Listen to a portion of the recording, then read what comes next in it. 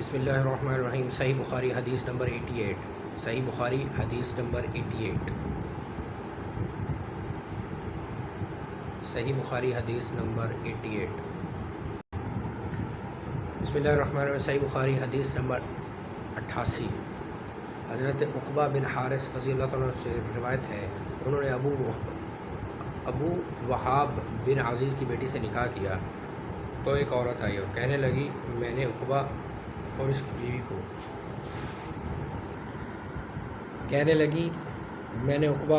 کی بیوی کو دودھ پلایا ہے۔ حضرت عقبہ نے کہا مجھے تو علم نہیں ہے کہ تو نے مجھے دودھ پلایا اور نہ پہلے تو نے اس کی خبر دی۔ پھر حضرت عقبہ سوار ہو کر رسول اللہ صلی اللہ علیہ وسلم کے پاس مدینہ منورہ آ گئے اور آپ سے مسئلہ پوچھا۔ رسول اللہ صلی اللہ علیہ وسلم فرمایا تو اس عورت سے کیسے صحبت کرے گا؟ جب کہ ایسی بات کہی گئی، آخر عقبہ نے اس عورت کو چھوڑ دیا اور اس نے کسی دوسرے شخص سے نکاح کر لیا۔